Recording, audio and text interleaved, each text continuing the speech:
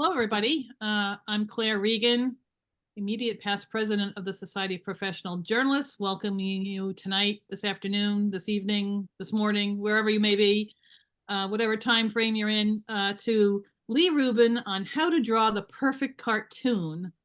I have the privilege of calling Leigh Rubin a friend since about 2010, I believe. We go way back because Leigh's cartoon is still published in my longtime newspaper, the Staten Island Advance. Hooray. And Leigh paid a visit to Staten Island from California, which is where he lives in California, and was on the circuit touring all his newspapers and stopped by the Staten Island Advance, and we got to meet him back then, and we've stayed in touch ever since. What a great friend to have. A cartoonist is a great friend. Keeps me laughing. And, you know, as journalists, we really do need to lighten up a little bit sometimes. So a little bit about Leigh before I pass it over to him. Leigh Rubin is an accomplished author and cartoonist. He has written more than 20 books. 2024 marks the 20th anniversary of Leigh's internationally syndicated cartoon, Rubes. 40th. Oh, it says 20th on my script. Okay, 40th. Yeah, it just doubled overnight. And it's distributed by Creators Syndicate to hundreds of newspapers and media outlets worldwide. His work has been featured in film, television, and advertising. Leigh also enjoys a busy schedule, giving thought-provoking and entertaining presentations on art and creativity at conferences, as well as professional organizations all around the country. In 2018, Leigh began serving at Rochester Institute of Technology as the college's first Cartoonist-in Residence. His 21st book, Think Like a Cartoonist, A Celebration of Humor and Creativity, was recently published by RIT. And I may have neglected to mention that this wonderful program tonight is sponsored by the New England chapter of the Society of Professional Journalists. So we thank them for inviting Leigh to join us. Leigh, I'm passing it over to you. Okay. See, it did say professional, so professional organization. So there you go. It's right. Yes. It's right in the name. Now I just have to share my screen with you, though. Please do. Well, let's do a screen share. That'll be helpful.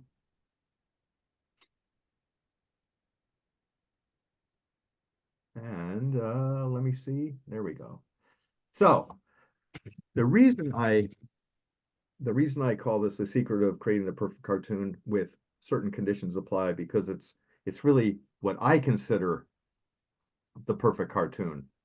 So I'll just skip right to the good stuff. So what does it take to create the perfect cartoon, which is something I try to strive for every day. And so it has to contain these various ingredients, which is imagination, brevity, levity, art, and of course, surprise. All are essential ingredients, but you know, how much of each, you know, that's the super trick here. Well, of that list, which one is the most difficult to include? I think the one that is coming up with the idea. Cartoonist block every once in a while, right? You have cartoonist block. I don't allow it in my universe. It can't exist. I don't believe it. I have a block against cartoonist block. So this is actually what I start with every day, and a blank pre-printed border that has Rubes and my name on it. It doesn't have a question mark in, and my job is to fill that in. And what I've developed is certain aspirations for every day, things I need to meet in order to create this cartoon. Would you like to see those? We would. Oh, great. So this is create a whimsical and visually interesting work of art that doesn't take a reader more than 15 seconds to get. And I'm sure you've heard me say this before. I don't care if it takes you 2 minutes, 2 hours, 2 weeks. 2 years might be too long, just as long as you get it eventually. Something that depends on your own experience. You have to bring something to the cartoon from your own life experience. Because that, I think, is what makes something art. You contribute something to it. I mean, sure, I could just do a pie in the face, and that's great, but to me, that's slapstick. So I'd rather do something a little deeper than that. And Um, that actually is what makes a good story as well for a journalist, where you're writing about something that readers can relate to. well, exactly. Although I don't mind throwing pies now and again, it's fine. So, something that's evergreen. If I drew a cartoon 30 years ago, it should be relevant today and 30 years from now or 40 years from now. And I'll get to that in a bit. And this is super important. Something that doesn't underestimate the intelligence of the reader, because we all know that comics readers are the most intelligent people. Actually, I'd like to say newspaper readers, and especially the comics page readers. And of course, something that will cause the reader to spray coffee all over their morning paper, mobile phone, or tablet. Used to be just the paper, but so now you got electronics involved. Uh, but especially that last one in red, be consistent. It should be consistently good if you want a long career. Mm-hmm. Here's, but the two main ones, the real biggies are this, make it visually interesting and make it funny. Um, And I just want to clarify, you have to do all of that in one panel. Your cartoons are singular panels. Is that correct? Pretty much, I have divided them in 2, 3, and 4 on occasion, but it's mostly single panel. Yeah. So That's it's a lot of pressure and a little bit of space. a lot of, oh, my head hurts already just thinking about it. Now I have a couple of other little rules here, avoid being overdrawn and under funny, because there is nothing funny about a beautiful piece of art that's nothing funny about it. You can have stick figures and it'll still make a good cartoon. And of course, create with the goal of creating the most impact. And after all I just said about slapstick, I'm gonna throw some slapstick up. So this is Kung Fu fighting. For those of you kids out there that are unfamiliar with this, Claire, do you remember the show Kung Fu? Vaguely. Vaguely, with Before David my Carradine. time. Before my time. Probably politically incorrect these days because it was a white guy playing an Asian guy. Hmm. Things were different definitely in the 70s. Big hit show though, and it spawned a song that I won't sing because nobody wants to hear that. But the simplicity of this is, yes, there's no background. It's just not overdrawn. I think it's funny. Obviously, I wouldn't have published it on 5/19/22. But you can see all it really is. There's just some layers of to give some perspective, some shadowing on the ground, and pretty much that's it. Now, let's go to one more text-heavy note, and then we'll get on with the rest here. The goal here is to communicate concisely using both graphic and text with the intention that the reader will be able to connect all the visual, textual, and contextual dots and allow them to experience a very gratifying aha moment. Everybody wants to feel smart. So you want to give that to the reader. You want to give them enough prompts so that they can piece stuff together. So what we're all blessed with, I think, we're born with this incredible gift of imagination. And if you were a kid, you'd like to play in the boxes like I did instead of playing with the actual toys. But we all have this just incredible gift. And it's always amazing to see what people can do with that gift. Oh geez, what are we supposed to do? I only had enough imagination to get us here. Now, typically you would have to have imagination to get home, right? This is the part where you laugh hysterically, Claire. Thank you. Oh, go on, go So on. hysterically, I had to put myself on mute. Okay, please don't. So we've got, again, I want to leave it to your imagination a bit. So are you familiar with the term fortified breakfast cereal? I am, but I don't remember which one it is. Well, fortified breakfast cereal would be, you take a perfectly healthy grain and then process all the good stuff out of it and then put it back in so you can put it on the cereal box and say, as a marketing device, we have fortified breakfast cereal, Mhm. vitamins and minerals. Well, all you need is one extra word and you can turn that into heavily fortified breakfast cereal. And you've got I'm leaving it to you, the reader, to you fill in the blank in the crenulated cereal bowl of all these little baby archers shooting stuff. There's no background to this cartoon. There's really no foreground. It's just a kid with a cereal bowl, yes, done on purpose, haircut, surprised at all these little arrows in mid-flight. Again, up to your imagination. Magicians are great at that. In this case, you have to imagine what's going to happen in the future. So I like to throw anticipation in as a subset of imagination. Either something's already happened or it's going to happen. You don't have to actually show the action itself. Mhm. Now, I do depend on pop culture a lot, so I throw a lot of pop culture imagery in. This next one leaves something to your imagination. Was it Little Miss Muffet sat on a tuffet? Now, what if the little spider that sat down behind her was unaware of who was really Little Miss Muffet? Now, if you've ever done laundry, and I'm sure you have, as many people have, including me, there's always the missing sock phenomena that no one's been able to solve. They just seem to disappear. So what if I wanted to do a missing sock gag and not even show the socks? So this is how I would do this. We were perfect. We were a perfect match and went everywhere together. Then one day we took a trip to the laundromat and I only took my eyes off him for a second and he was gone. So the single sock support group. So there's not even a sock shown in here. It's just the voice. So you have to imagine these socks sitting around in their little meeting hall, their chairs. We've all lost a sock. Many socks. And of course, going back to pop culture, and I'm drawing a lot on pop culture. Song lyrics are so much fun to mess with and leave stuff to the interpretation of the listener. In this case, it would be the reader. Who is the man that would risk his neck for his brother man? Shaft. Right on.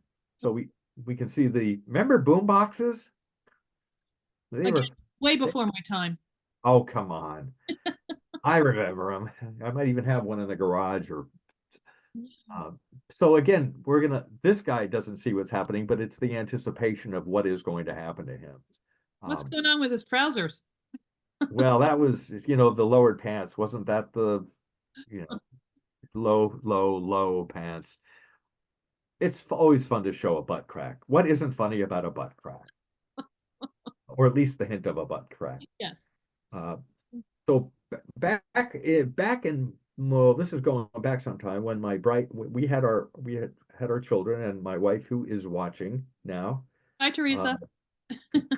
Although she's muted, I'm sure she's saying hi to you, Claire. I know. I'm sure she is. She breastfed all of our kids, and of course, things would pop up in the news about breastfeeding in public and how, I don't know what the big deal was, honestly, but it's news.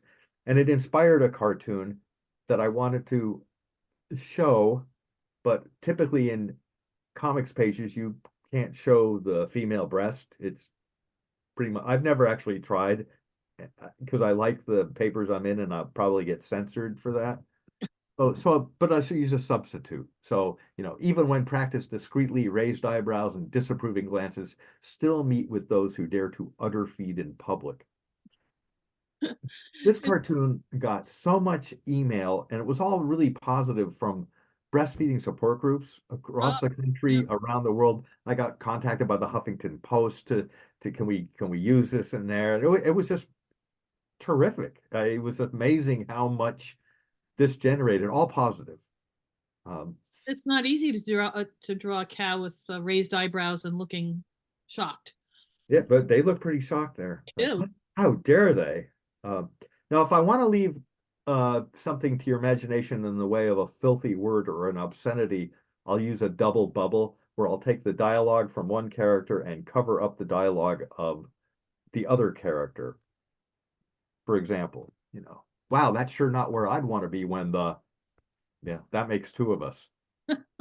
Clearly, you'd have to have familiarity with this saying, and from every class I think I've ever done at RIT, and I've spoken to well over 100 classes there in the last 5, 6 years, everybody gets this gag. So everybody knows this saying.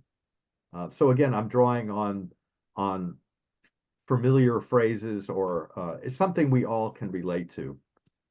Another example of the double bubble, and maybe my favorite one because it calls out newspapers.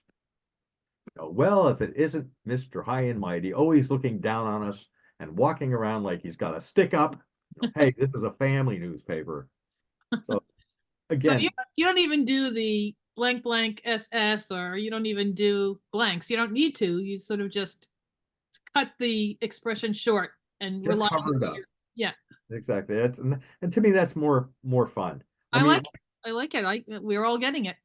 well, good, and it calls out family papers, so it's great. It's a little reference. So we're fortunate enough to live only about 12 miles south of Pismo Beach. Certainly, you've heard of Pismo Beach, at least from a Bugs Bunny cartoon, right?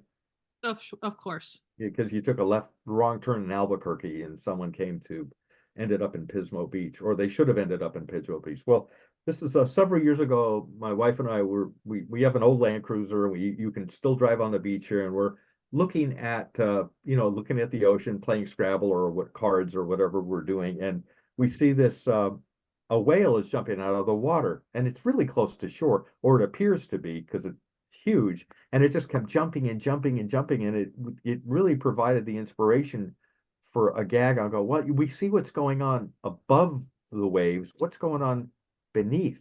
This is what we see and what we don't see. So again, leaving it to your imagination. Um, Now, I walk my dog quite a bit, and I'm going to ask you a question. Why should you never rob from the rich when they're walking their dogs? I don't know if I can get that one that quickly. Oh, Rob from the rich and give to the poor. yeah. Well, we're just never rob from the rich, because surprise, you never know whether a little. It's not Gelt. Uh, so again, I don't have to show everything. It's like your imagination what's going on in the little baggie there. Now, if you want to get I guess pushing the bounds. It's always kind of fun to push the bounds, see how far you can go with imagination. This is overcoming temptation. David opted against the obvious unsportsmanlike cheap shot. Again, it's all how you word things. That's one of the fun parts is really developing a caption. So the least amount of words, but it has enough punch in each word really got to count. It's all in the editing. You've done plenty of editing, I'm sure. So Definitely. uh, Tighter writing. Yours have to be especially tight so you can read it quickly, because you have to sort of you have to multitask. You have to look at your illustration and put it together with the words, right? So it has to go together quickly. that's why they pay us the huge dollars for this Which job. do you come up with first? The illustration in your mind, or the words come first, or is it simultaneous? It really depends on the day. There's no formula. It just happens, hopefully. And it does happen. Um, Now I really never want to take the audience for granted. I always assume they're smart. So I'm going to throw this one up here. This is, beware the eternal curse, utter superstitious poppycock. Hey, Griswold, and clearly you can see we have this Egyptologist reading these gobbledygook hieroglyphs, and one of the other, Griswold's not having a good day. Oh, what you can see on that wall, as I mentioned, was gobbledygook hieroglyphs, two words you don't usually hear together. But just because I care about the reader, it actually says, beware the eternal curse. So Because did I you went online and looked it up.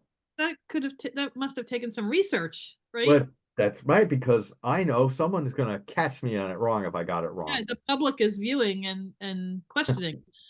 Who is that person? So I was wondering if anybody in the entire world would have noticed this. And as it turns out, somehow this got pointed out to me. This was or on some forum. Looking at that comic, it's obviously Leigh did his homework. Just compare the symbols he drew to any random tourist quality conversion chart, and the text "Beware eternal curse" is recognizable. Nicely. Wow, you got applause there. That's I great. I did not feel bad about that. And you did not write this yourself. I did no, I can't even write that good. Um, Now sometimes it's amazing what people find in there anyway. So I was a Boy Scout, and even if you're not a Boy Scout, if you go camping, there's a rule for camping or even picnicking. And you know that rule? Uh, Do you have any Boy be Scouts out there? trustworthy? I don't know. Leave a campsite or any site cleaner than you found it. Oh, I like that rule. Okay. Yeah, it's good. So, which inspired this cartoon, these little alien scouts. It's like, and remember, troops, it's important to leave this world a little cleaner than we found it. It's like why the existence of ancient alien visitor artifacts has heretofore eluded discovery. You And you like to take us off planet Earth into other areas of the universe. well, this is planet Earth. This Yeah. is actually this is you know that what's that show, Ancient Aliens on the History Channel? There's that guy with the funny hair, and he's kind of he's his own meme now. They're visiting Earth, these aliens. Yes. Yeah, Earlier you had us on the moon. so they're the aliens came, they cleaned up really well. And after this cartoon ran, I actually got the last handwritten letter I'd ever gotten. So this was probably about 5 years ago. And so I typed it out here just so I could share it because people see things that I don't even see. And so it's great that they bring their imagination, and here it is in its entirety. Dear Leigh Rubin, I read your cartoon regularly. The what about the gray ETs picking up the artifacts to keep the earth clean was disinformation. Actually, the ancient and recent artifacts are picked up by men in black and other cleanup squads. For example, someone dug up an ET body that was buried by local humans. They sanitized the gravesite quite well, and there was an entire black pyramid with possible alien artifacts that was removed by Masons. The Smithsonian has stolen these giant bones, and these bones may be from ETs. So you can see a pattern. Artifacts are stolen by various groups, some of whom may be ETs themselves and not want to keep the earth clean. And I think now that person has some fine imagination And a lot of time on their hands. and a lot of time on there. I make no judgment here. I wrote a very nice, actual letter back to the person. Oh, that's good. So Well, let's get back to, okay, we had imagination. Now we're going to go to familiarity. Familiarity, however you say that. So, as you can see here, it seems like a bubble with a coffee cup on top. If you've ever, I'm sure you've driven, I've driven for many decades. And if you haven't driven, you've not experienced this. Or if you have driven and haven't, you will. This is leaving something on top of your car. So this is, technology advances, people stay the same. It happened to me so many times. I used to use a little tape recorder to record ideas because I didn't want to lose them when I'm driving, and I lost a number of tape recorders that way. Now this next one, familiarity, and it's really familiar to my life. So this is my wife's favorite cartoon. This is welcome back, sir. Are you planning on being our guest for one night only, or will this be your usual extended stay? I like this one too. Yep, it's on a refrigerator. Now, if you ever woke up with bedhead, you get your hair's messy and you can't correct it, it's crimped. That people are very familiar with that, sleep on your side again. So even in the cow world, it happens. And in the cow world, I love playing with the English language. It's just such a beautiful language, and there's so many ways to look at things and have fun with words and puns. Yes, I love puns. I admit it. This is hey, what you doing, mister? Perpetuating an idiom. How about you, kid? Taking advantage of a homonym. I got some just fantastic email on this. A lot from like English teachers who loved it, and some people that did not get it. But then as soon as I pointed it out, kid in the candy store, they got it. So this I is love the fact that they write to you and and you dialogue with your viewers, your readers. That's great. I try to write to everyone that writes to me, even the people that get nasty, and some people do. I may not give long answers to those people, but I'll take as much time as necessary. Yeah, that's good. So, okay, if you had to guess for your familiarity quiz of the day, who is the most famous cartoon character in the world? Mickey Mouse or That's Snoopy? it. That's Oh, it. good. So if it says, hey pal, you got the time? No. Thanks. I mean, it's such a genius design that Disney has. It's just three black discs, two on the top, one in the middle, and you know that's Mickey Mouse. You don't have to say anything. It's a beautiful branding. I don't know what Mickey's doing in a bar at 3 in the afternoon. Rough day in the Magic Kingdom, I guess. Luckily, his glass is full. He's not drinking too much of it. Well, I think it's his refill. He's been there for hours. Phil. It's apple juice, kids. Now, you're familiar with Wizard of Oz? 'Cause Yes. one of my favorite series of characters to play with. Distinct advantages of being the Scarecrow, no brain freeze. Clearly, you'd have to know these characters and know what brain freeze is, but I think most people do. Their expressions are excellent. That's exactly what freeze feels like. I've had it more times than I can count. And they're eating very interesting flavors. We got strawberry chocolate, lime, or Lime. could be pistachio and raspberry and whatever it In the is. middle of nowhere, somehow they have ice cream. It's along the Yellow Brick Road. Haven't you been to the Yellow Brick Road ice cream store? It's in Kansas. Okay, another pop culture quiz for you. What cereal is known for being able to rip the roof of your mouth to shreds? Classic cereal. Been around a long time. Flakes? Oh, it wouldn't be cornflakes. That dissolves. They don't stay crunchy even in milk. I don't know. I'm stumped. Fruit This Loops? is Oh, Captain Crunch. Captain Crunch, yeah.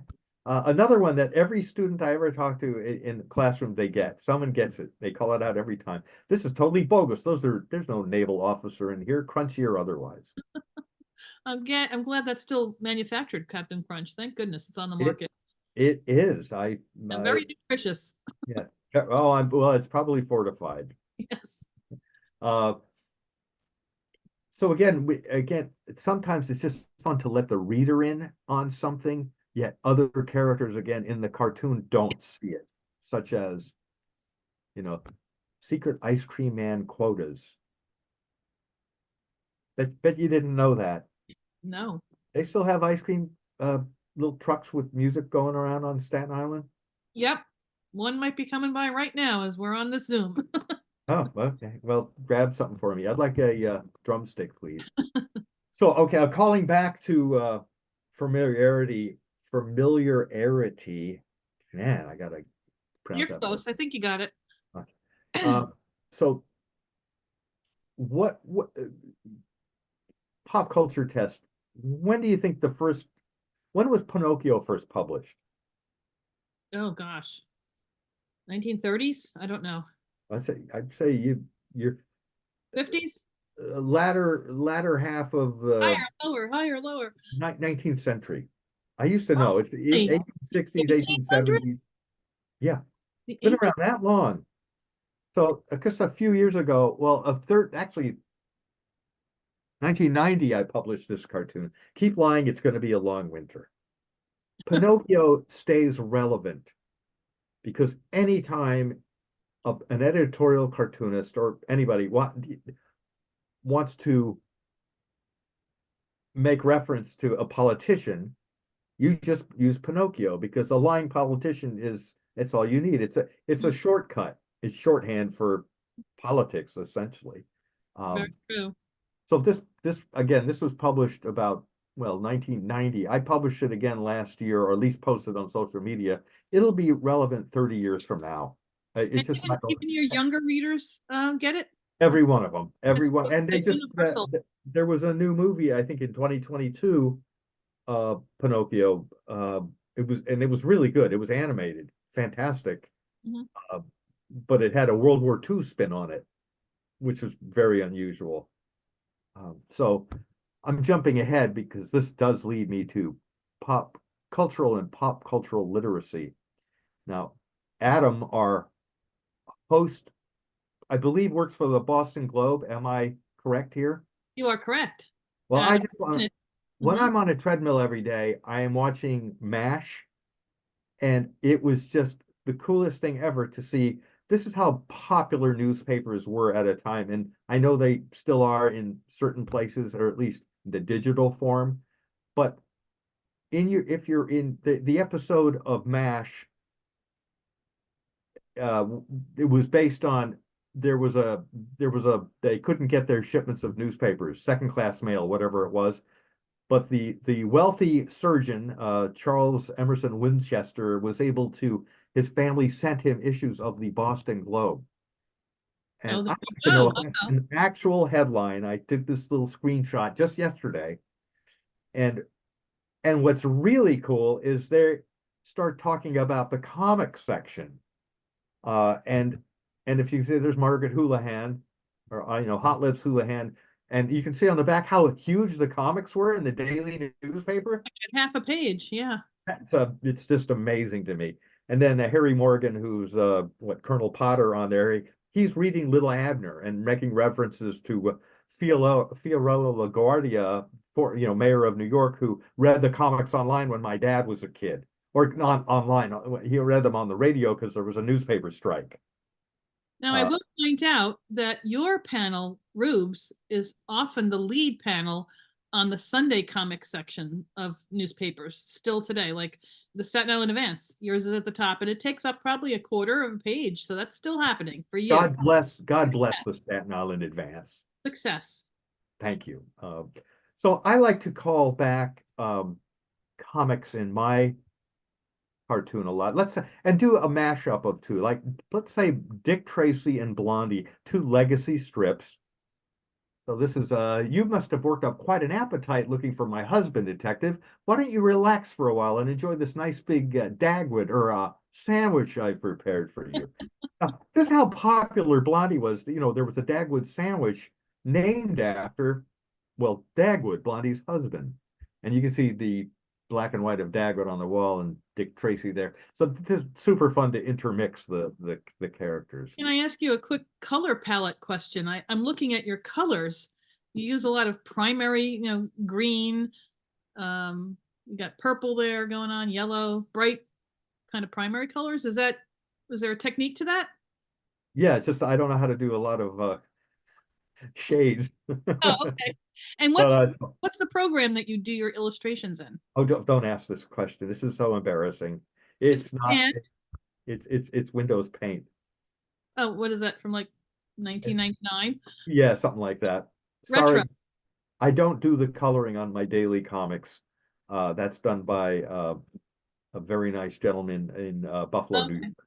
So that gentleman chooses the colors, or do Yeah, you? not these, but he on the dailies, because let's say you're looking online, or some papers publish them daily in color, which is kind of neat. But they're all done by Okay. Frank Buffalo. Let's just leave it at that. So he's a color cartoonist colorist. Yeah, What an interesting job. That's so you're a team in a way. And then do you ever draw your comics by hand? Ever? every day. No, I mean on paper. Every day. This is what Oh, I've so drawn. you do it on paper and scan them in? I do. I don't know Okay. if can you see me on the screen at all? Am I little tiny Yes, me? I can. I can. Yeah. Because I use this is my pencil that I use. It's Okay. two-sided. Well, I So think a lot of people assume that you draw on the computer screen, that way, but you actually do it by hand on paper and I scan. I'm the old-fashioned. I'm so old-fashioned that I use this 1950s Boston Champion pencil sharpener. It's the best. I'm glad to hear that you draw by hand. That's good. Yeah, and then I scan it in, clean it up, Yeah. and then it can be manipulated digitally then. Thank you for clarifying. Sure. So now well, still a legacy strip would have been Peanuts. And Peanuts, they're so simple looking until you try to draw them and get them just right. Charles Schulz was a genius. The simplicity of his characters really made it stand out against, the really overdrawn, and I shouldn't say overdrawn, but stuff that had a ton of detail in it. He didn't need that. It was a new look on cartoons. This is a long string of events during his formative years would ultimately help determine Charlie's extremely pro-logging position. Well, things you didn't know about Charlie Brown, or his kite. This is, wow, out of all the kites he picked me. Soon I'll be soaring above the clouds. Man, I must be the luckiest guy in the whole world. So and it's such the kite is such an integral part of Peanuts and pop culture. Pretty much people know that if you have any familiarity with Peanuts at all. Now, one of the genius bits that I think, I don't know who came up with it, when they did the Peanuts animated specials, they never have an adult shown or heard other than the sound of the muted trumpet, wah, wah, wah, wah, wah, wah, which is that's just some genius right there. I always found that to be Now, incredible. here's a quick question. If you can go back, this is an editor's question. I'm an editor.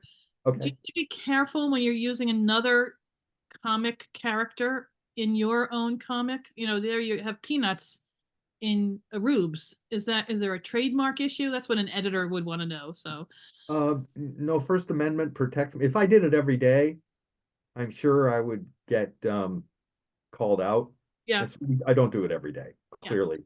everything in Whenever, moderation.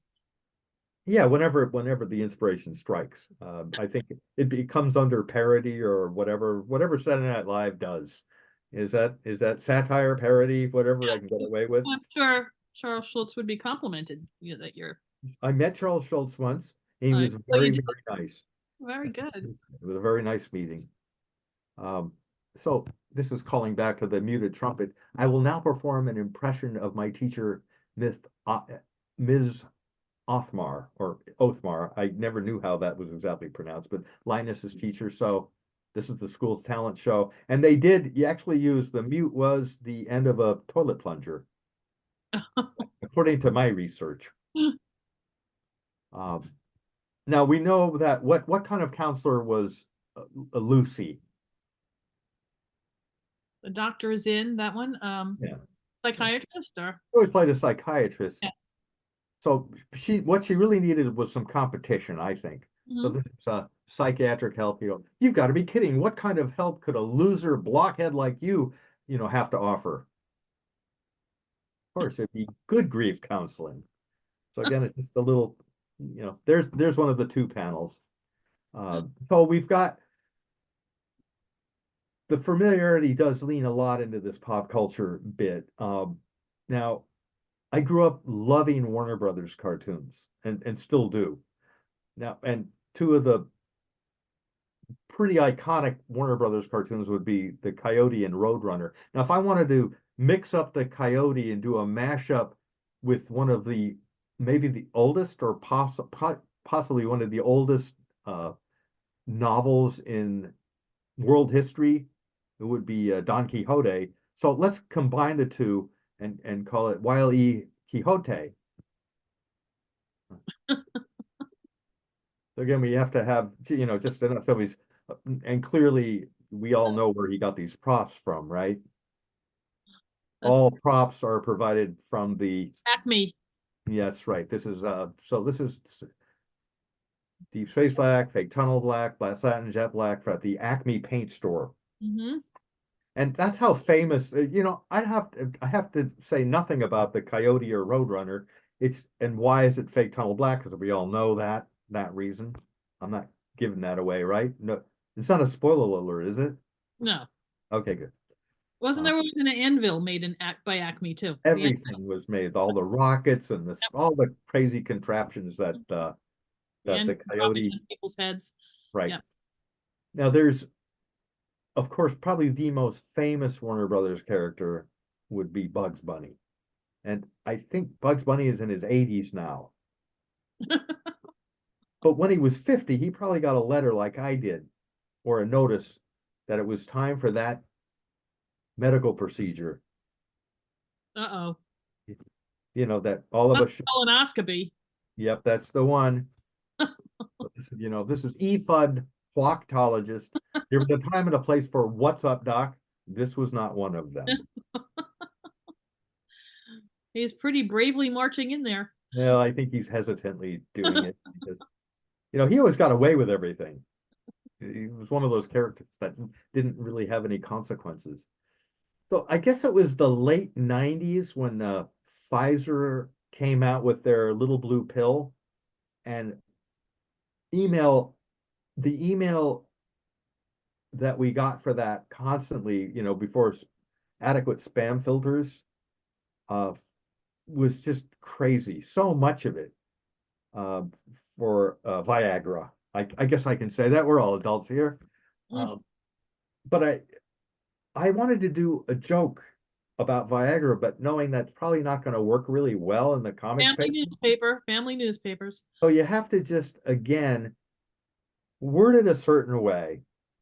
This is, you know, the real and somewhat embarrassing cause of the mass extinction, reptile dysfunction. You can see they're both looking pretty sad. Yeah, I like his partner in bed there. Well, yeah, she's not happy either. No, no. So I'm okay. I'm going to ask you a personal Great way question. you give these animals expressions. It's great, and it's really just with the eyeball and their mouth a little bit, right? Isn't that's the That key? that's the real. You want to capture their expression. I guess one thing I'm not a huge fan of just talking head cartoons where it's just two guys talking because Yeah. and there's no expression, and it's so much of it depends on the expression Mhm. of the reader, that the take, what's the emotion they're trying to feel, or what are you trying to convey? I'm going to ask a personal question. Uh-oh. Do you have any tattoos?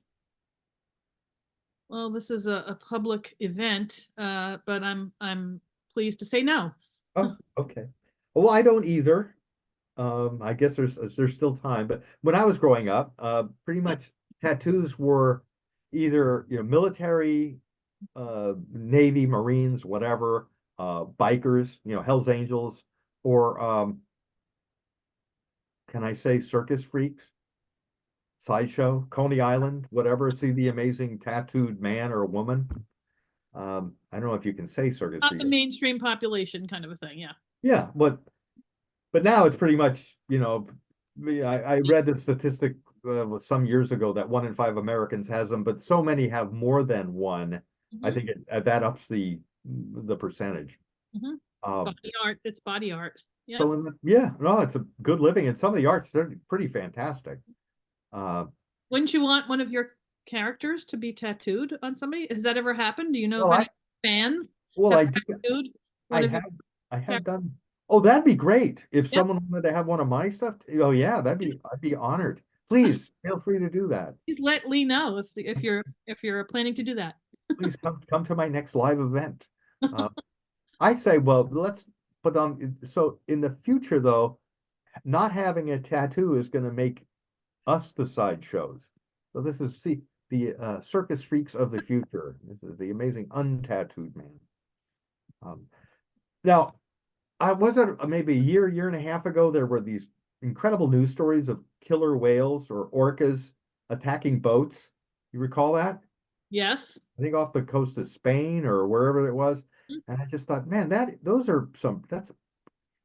really interesting. And it kept going on. You know, I don't know how many attacks there were. But where'd they get the idea for that? This is, you know, kids and their silly fads. You know, they're ramming into boats. Where do they come up with their crazy ideas? The classics. So we got now, okay, brevity. I believe that's our next. Need I say more? And so what is brevity? This is economy of art and text. My 3 rules: simplify, simplify, simplify, which I could just say as simplify. And of course, some exceptions apply because I make the rules, you know, I can break the rules. No caption at all. It's something said say it all. You a baseball fan? Yes, of course. So there, I don't have to say anything here. It's all there. Safe. Yeah, and probably made by Acme. And we've got, I don't have to, or even just a few words, just a, yeah. We cycle. Oh gosh. I know people, there's always got that visceral reaction, yuck. I wonder if that really happens. That's why I never buy popcorn at the theater. Bring your own. BYOP. Not sneak under your overcoat. If I am feeling particularly lazy, but still want to at least hope to appear clever, I can leave a lot of the cartoon panel blank, such as, you know, frankly, I expected a bit more. The Air and Space exhibit. Uh, So, you know, well, you think this, anybody, if anybody from the Smithsonian or a contact there is listening, I'd love an exhibit of my work there, please. So feel free to reach out to me. Okay. this would fit right in. Yeah, right there. Um, so few words. The Pillsbury Doughboy meets his maker. And again, so we have familiarity and brevity. And again, no words at all, although there is a musical symbol here and a monitor. And originally, when I first drew this before I submitted, I thought there's something missing, and then the monitor with the flat line that really Yes. came in handy. So we got, but of course, rules are meant to be broken. So language went from what grunting to communicating on cave walls, certain cave paintings, and then and now we've gone right back to symbology again. Symbology is a word, right? Symbolism. It is now. Okay. So this is just the beginning. Someday people will develop a highly sophisticated system of written communication in which they'll be able to express their deepest and most intimate thoughts and emotions. And this is what we've come down to, you know, emoticons. Now I like to play a game. So I'm now breaking the brevity rule. How many puns can I cram into a specific cartoon? And I've never been able to top this one since I think it's 1989 or 90. This is when Press the tailor, a material witness in the suit, came apart at the seams. His altered testimony completely unraveled. The tale he had woven had been a complete fabrication. So Pun hidden. Lots of puns. 9 out of 27 words. That's a 30. You know, and if that was a batting average, I'd be doing pretty darn good. That's a high score. Yeah. So, and then of course there's levity, and who doesn't love a good fart joke?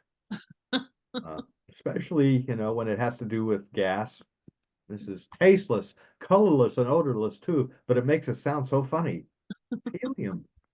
And you know what's the periodic abbreviation for helium, or the symbol is He. So it's he. It's perfect. It's perfect. So balloons are, I mean, that's a pretty simple drawing with a big, bright, colorful background, very primary. So I do like using balloons in cartoons.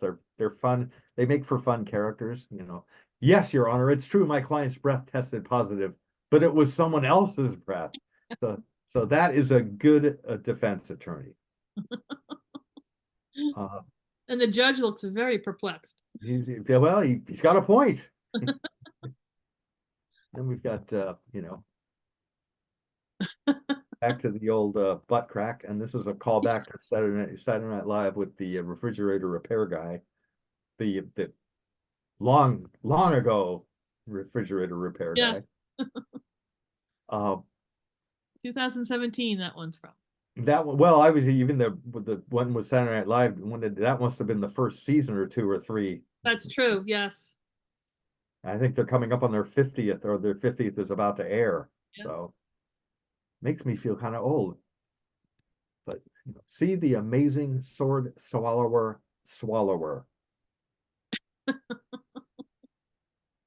Now, do you have any interest in astronomy? Not so much, but No? eager to hear about yours. Okay. Well, again, if I can use the least amount of words but communicate the most visually, Hmm? that's what I want to go for. So this is, That's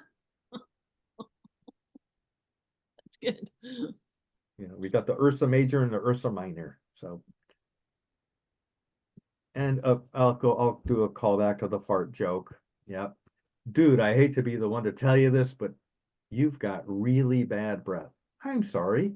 Were you talking to me? Now, I mentioned my little editorial against slapstick. Surprise! Well, sometimes it's again the element of surprise plays a part in the cartoon because that's what makes it fun. You want it to be unpredictable, so the reader is going to come back every day, or how was it, daily. That's such a cartoon word too. Splat is such a cartoon word. Well, yeah, and onomatopoeias are wonderful. Whoosh, splat, Yeah. even I guess would boo be one, like a scary ghost sound? So this is boo,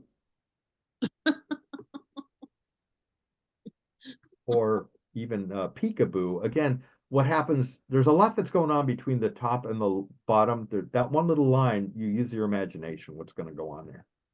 So this is peekaboo, I see you. You got this big hideous clown head and this rednecky guy with a baseball bat and his beer, and but I'm not saying he did it, but the evidence suggests as much. And there's a vase of roses there too. Well, then maybe he felt bad. And so, see, I like that. You're paying attention to the details. I am. I'm looking at all your details. I'm not. There's probably a sock conference going on in that drawer for the missing socks. I Do now, cartoons collide sometimes? well, we try. Now, a few years ago, it's been a while, you had invited me to speak at the Columbia Journalism. They had the conference in the spring. You remember that? Columbia Scholastic Press Association at Columbia University for high And school journalists. Yes. I spoke at that for several years, and it was wonderful because they brought in all these students from around the country. Mhm. And in one particular classroom, I showed the following cartoon and was horrified that no one got it, but then people quickly Googled it and got it because they were all too young to know this song. This is if I had a hammer. Oh no, they didn't know the song. Oh yeah. They didn't, but then one of the kids brought it up on his iPhone and played it it was in one of the newer law school rooms. They had this like an auditorium, and there were microphones on everybody's seat, so everybody could hear it. It was great. Um, and if you notice the detail, it was only a few minutes later till he was fed up. He couldn't go to sleep on the alarm clock. Oh, I see the hand moved on the clock. It Yes. it did just a little bit. So now we have again this isn't exactly slapstick, but it's your imagination, and hey Pop, what does contrast mean? Fly a little to the left. Get it? Got it. So just a few bubbles, the simplicity of it. Yeah, A, just really a, two colors. a crescent moon, yeah. And originally it was just one color, so just black Mhm. with negative positive space. Oh, I'm calling back my old art school days now. What about the text, Lee? Is that a font or is that hand drawn? Do you draw Well, the funny you would mention that. No, Mhm. that is hand drawn. But I have a book I am working on with a professor on RIT. It's a book about entrepreneurship that's fully illustrated and rhymes, and it will be done all in my own font because the artist we're working with that is helping us out created a font out of my own type. That's great. So Yeah. that's super It'll be fun. called Rubin font. Rube, well, Rubes, whatever it is, Rubetica, like Helvetica. yes, let's go with help. Rube. Rubetica. it really a lot of times makes no sense at all. Sometimes I mix it up with upper and lowercase, I but got it. Times New Reuben. that's it. Instead It's of, time for a new Reuben. instead of Times New Roman, we're gonna have Times New Reuben. That works for me. Um, and we even have Reuben that's on the wall here, upper and lowercase. Wanna play right now? Call me 555-3197. Together we'll have a ball. So of course this guy calls and surprise. So how about improving on a good idea? How do we improve on a good idea? This is the big conundrum. Me can't find sticks to rub together for fire, so me need light from fire to find sticks. How about lending me a hand? That was easy. So Turn the light may on. I may I share with you my thought process here? Please do. Okay, so work with me here. So I had never, when I was growing up, there was not a thing as what is it? What's that called? Gender reveal parties. Mhm. That was much more recent in my life span. And and what prompted this was there was a gender reveal party about 140, 130 miles south of me, if not too many years ago, in Thousand Oaks, California. This is before we had all our rains of the last couple of years. And someone lit one of those balloons and they went up in the air and with candles and it came down and started a wildlife fire. And I pretty sure lives were lost and structures were destroyed. So it's a terrible idea to do in California anytime. I'd say pretty much anywhere it's a bad idea, but it was for a gender reveal party. And I thought, I've never done a gender reveal cartoon. Why don't I try to do one? And as one, how would I say this? The first thing I would think of when it comes to gender reveal is the Loch Ness monster, Mhm.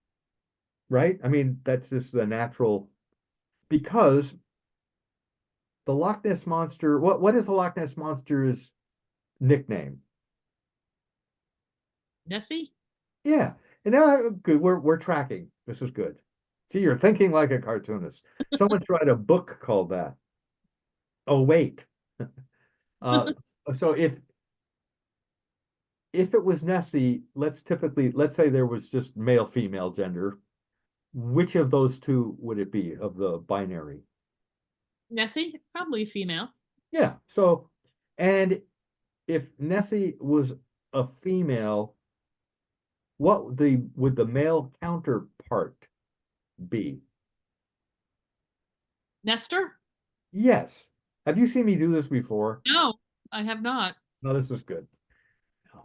So unless Nessie could self-replicate, through parthenogenesis, the act of self-replicating, you would need a male partner.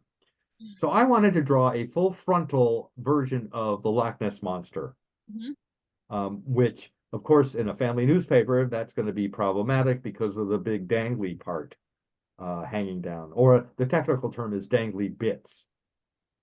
So this is the first version of that cartoon, just a pencil sketch. I understand your frustration, Nestor, but trust me, Nessie refers to the name of the lake, not your gender. And it's all right, but it's not that great. It's not that compelling of a drawing. I wanted to do something just a little more daring, or at least provocative. So now I have the mom covering the kid's eye, and she's on a cell phone. That's right, sir. I believe I cited Nessie, or more accurately, Nestor. That's better. But it's better, but it could be improved. So, and I thought, okay, I'll try it. I want the kid to see the dangly bits. This is so you can see the surprised kid with his eyes popping wide open. I believe you're right, laddie. It looks more of a Nestor than a Nessie. I want to show full frontal. I don't care if it's a newspaper. I don't care who's seeing it. I don't care if Family Circus runs right next to my cartoon. Everybody should be exposed to this. Or a bold cartoonist. That's right. That bold, and it was the last gag he ever did. But so this is how it turned out. I was able to do full frontal. Don't look so surprised, laddie. We can't all be Nessies. Some of us are Nestors. I didn't have to show any dangly bits at all, but the, cue that the door is propped open with the little door stopper there walking into the Yeah. men's room. Does your syndicate approve these, and would they ever say, I'm sorry, you've gone too far, Leigh? Does that ever happen? Oh, we're going to get to that part very Oh, soon. okay. I didn't realize you were going to tell us about it. Not with this one, but so be open to constructive criticism. Here we go. Okay. You called it right before I got to that Timing. part. So here's a guy. Everybody was really into the doorbell, what is it, Ring or whatever it is, so you can see who's at your door. Ring camera. Yeah. Camera. I mean, it was. I mean, I guess they are super popular still. So let's do a gag. I want to stay culturally current, technologically current, I guess it would be. So I wanted to put that on a front door, but I put it on the front door of a birdhouse. So this new video doorbell app is amazing. You can see who's right out in front from anywhere in your home. So I shared this with a friend of mine, which I occasionally will share to think if I got it right. And he goes, you know what? It would even be funnier if you just lowered the hole. So it is even funnier because what do you need the app for? Right? Exactly. Now, so if I submit a cartoon, I have an editor that works for Creators Syndicate, who I've been with since 1989. Wow. Yep, we're still together, believe it or not. All the changes. Yes, that's good. Um, and what will happen is my editor at this time was a very nice gentleman named David. I have another editor now named Alessandro. David went on to freelance editing, yet I still run cartoons by him. Because you work with someone a while, they get to know your style, your voice, the rhythm. He'll point out stuff to me if I don't get it quite right, or he'll think it could be improved. So I submit a cartoon. The editor will edit it for grammatical reasons, and then if maybe I'm pushing the boundaries of good taste, or some other rule that I didn't know I was violating, I'll be called and say, you might want to offer a substitute for that day. And it just so happened for this particular cartoon that it happened. You go, work, work, work. That's all we ever do. Dude, you need to chill here. It's a fact. Smoking calms bees. And David, my editor at the time, said, some editors might think you're promoting smoking. And I thought, really? You know about bee smokers, right? You know, yeah, they calm bees. Well, they don't really smoke cigarettes. In case anybody thinks that bees smoke cigarettes, they do not. So I thought, oh, that's just ridiculous. But okay, I've now been given a challenge. How do I do a workaround? I don't want to redraw this cartoon. I like the cartoon. It works really well. So I gave it not too many minutes of thought.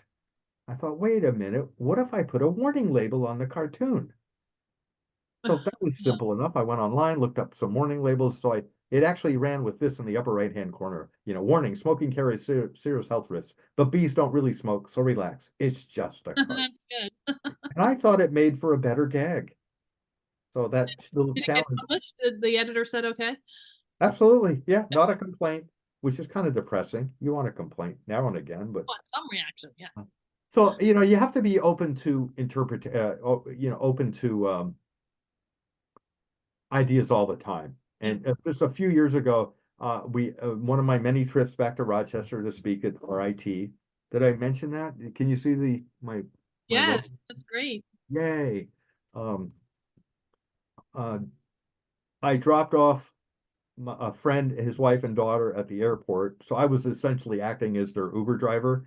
And I turned around and they had their daughter was only 3 years old at the time. And this is what was in the back seat. So there's mostly eaten English Debris, muffins. lots of debris. Yeah, all sorts of debris and papers, and her name was stamped all over papers. And I thought, so I'm their Uber driver, right? And Uber drivers or Lyft drivers typically, a lot of times they'll offer snacks. I thought, well, that's inspirational. So it came up. All you can find free snacks. This is ride sharing services to avoid. Yeah. If you ever raise kids and drove around in the car, you'll find French fries or candy or wrappers or Months ago, whatever. from 2 months ago. Yeah. You what now? Old from 2 months ago, Oh, stale. Stale. oh, years ago. Yeah. Um, so you always have to, one of the challenges is always keeping your eyes open for inspiration. It's out there, it's everywhere. We all see things. We just have to keep our observant eyes, our creative eyes open. And this, for Mother Goose, inspiration struck at the most unexpected moments. Note the naked butt cartoon. I love doing that. And then doing breaking the fourth wall is always one of my favorite little things to do. And this is spectacular, isn't it, son? In fact, astronomers say there may be billions more little white dots beyond the border of this cartoon. Oh, wow. Oh. And with that is the conclusion of this. And in case anybody's interested, my social media handle on Facebook and Twitter, or Twitter X, Instagram, LinkedIn is @RubesCartoons. Anybody can email me anytime. There's my website. You can see it daily at GoComics/Rubes. I'm available for weddings, bar mitzvahs, wakes. And if you really want to help a guy out, he has this new book that took 4 years to do with RIT Press. It's one of the proudest achievements. I have 45 contributors, including, and a story that you played a part in, which which had to do with 9/11. Just Google RIT Press, or you can find it. You Google "Think Like a Cartoonist." Just recently published, right, Leigh? Just last October. I am thrilled, and I'm doing more live events with that book. Great. Lovely crowd in Fairport, New York, just 2 weeks ago. So there's nothing like live events. Zoom is great, so thank you everyone for coming. But it's also wonderful to do live events. So if anybody has any questions, I'm good. If you don't, I'll have to feed my dog. Thank you for sharing your humor and your talent tonight on our Thank special you. event sponsored by the New England chapter of SPJ. Thank you, everybody, for tuning in, and enjoy the rest of the day. Thank you. Bye-bye. Bye-bye.